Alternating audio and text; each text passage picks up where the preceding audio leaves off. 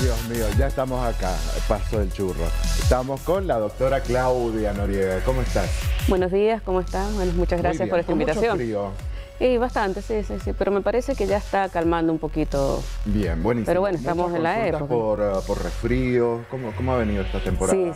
Sí, esta temporada ha habido bastantes consultas por casos respiratorios, sobre todo casos respiratorios en niños.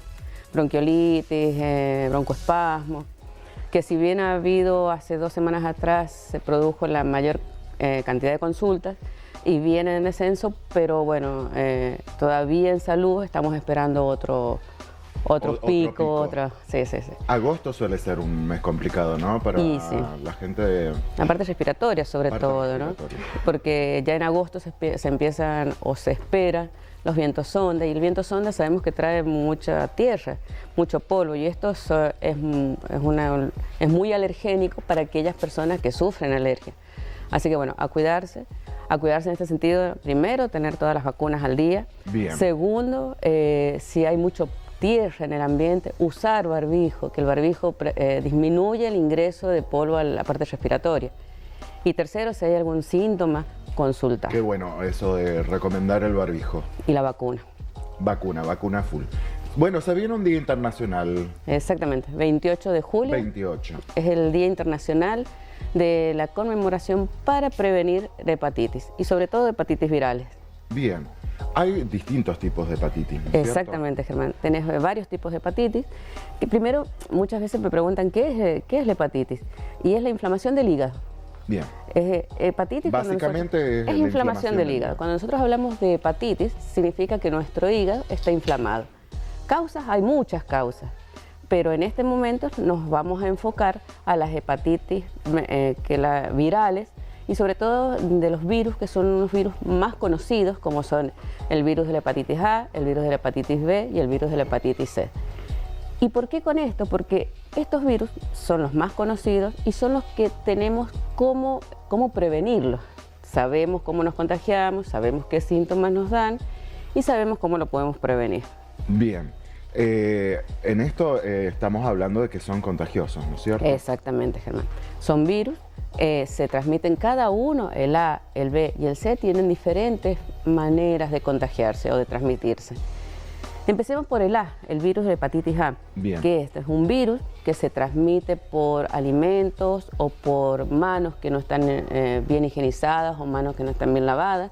Bien, sería tipo oral, o sea, el contagio. Exactamente, es lo que se le llama en medicina el ciclo fecal oral. Alimentos que no están bien lavados o que están lavados con agua de dudosa procedencia, en manos que no están bien higienizadas. Por eso se sugiere que cada vez que uno sale del baño, lavarse las manos, cada vez que uno va a comer, lavarse las manos.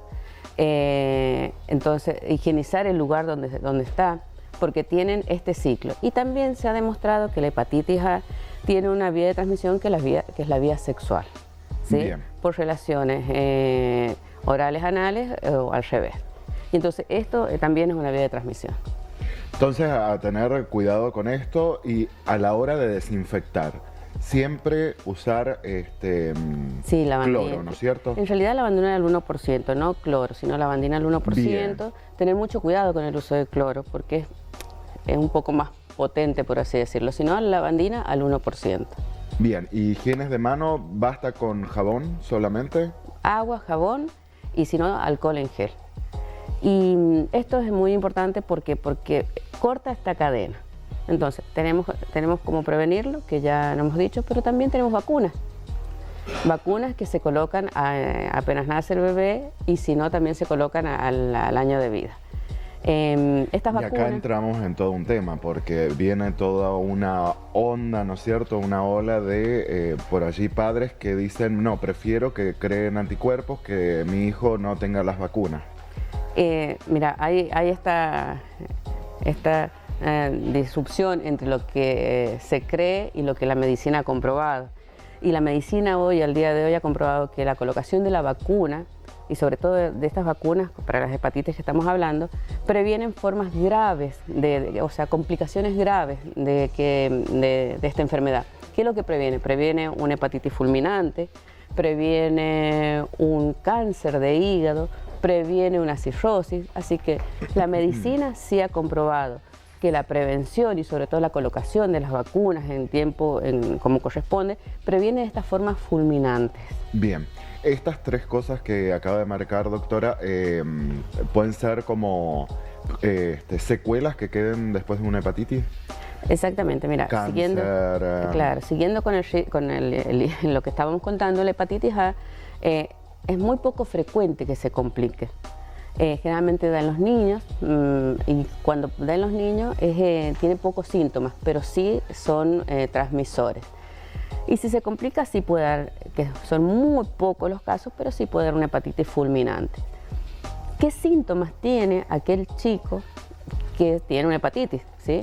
Primero, los primeros días empieza como si fuera un estado gripal, con mucho dolor muscular, con mucho rinitis o resfrío, algo de fiebre.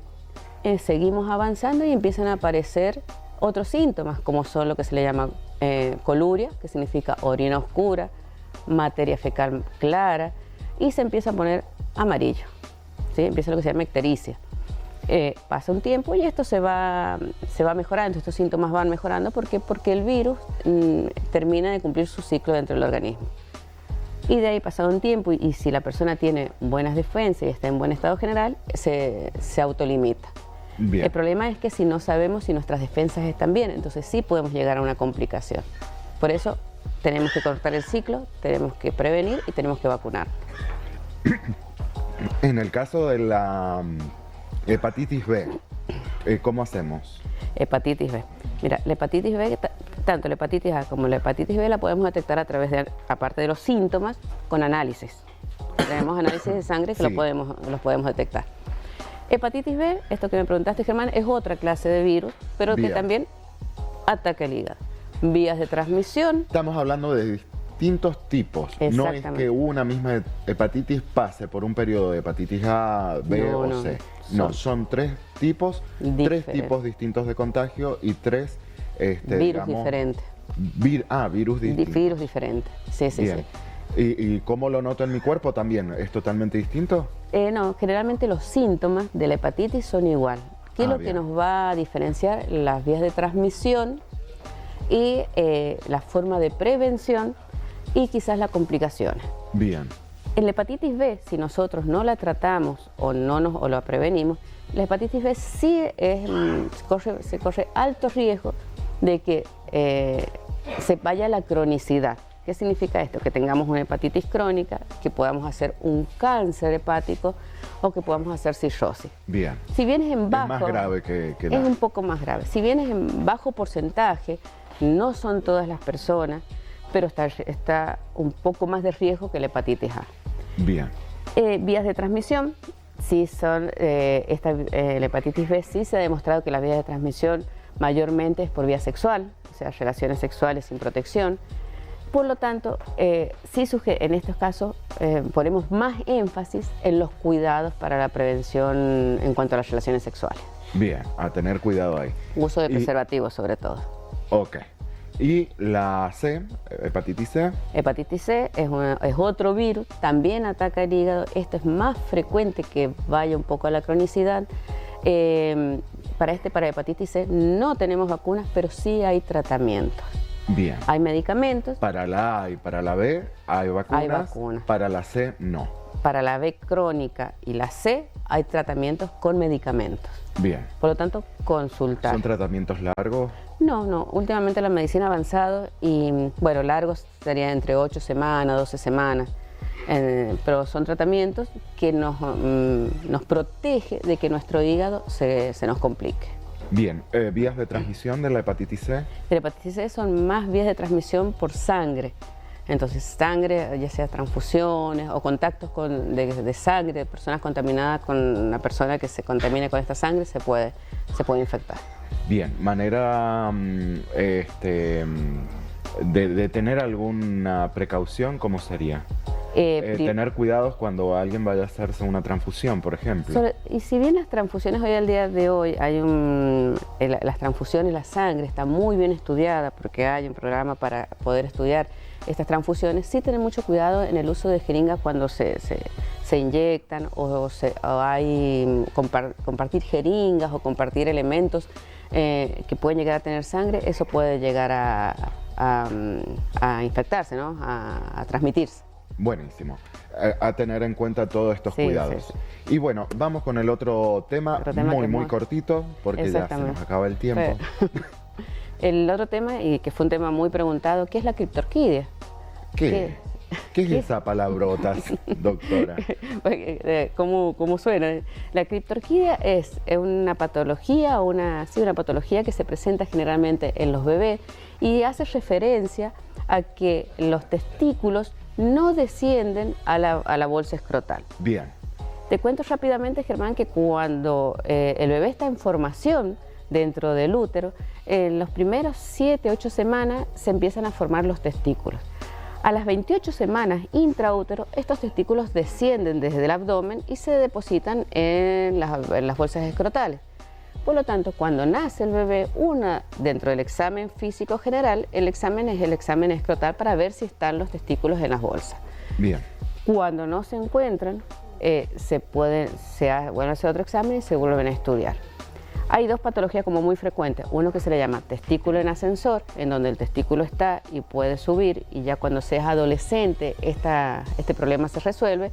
Y cuando ya este testículo no está en la bolsa y se puede encontrar en cualquier lugar del canal, ya sea en el canal inguinal o en el abdomen. Bien. Esto me imagino que los médicos cuando llevan a consulta al pequeño, ahí ya lo pueden ver, lo pueden revisar. Sí, por lo tanto, es más, de hecho, la misma mamá o el mismo papá puede hacer este examen, puede tocar las bolsas escrotales y detectar si está o no el testículo o si hay una diferencia entre una bolsa escrotal y otra. Supongamos que no se dio cuenta el médico, el papá, ¿qué puede hacer como para darse cuenta o qué síntoma puede tener el bebé? Me imagino incomodidad, llanto. Generalmente esto no da muchos síntomas a menos que se complique. Las tasas de complicación son muy bajas, pero lo más importante es que se puedan examinar, o sea, que tanto la mamá o el papá puedan examinar los genitales de su bebé. Y entonces encontrar la diferencia, ver que en un testículo, en una bolsa escrotal puede palpar el testículo y en la otra no, eso debe llamar la atención para poder consultar. Bien, buenísimo. Muchísimas gracias, doctora Claudia Noriega. No, de nada. Seguimos a full allí en Pocito, ¿no es cierto? Exactamente. Y bueno, aprovecho, Germán, para el día 26, para mañana, hacer una invitación a una campaña de donación de sangre en el Club Averastay a partir de 8 a 12, así que todas las personas que puedan y quieran acceder a donar sangre se los espera por allá. Muy bien, muchísimas gracias. Ahora nos vamos al corte y ya volvemos con más Cultura Inquieta. Muchas gracias.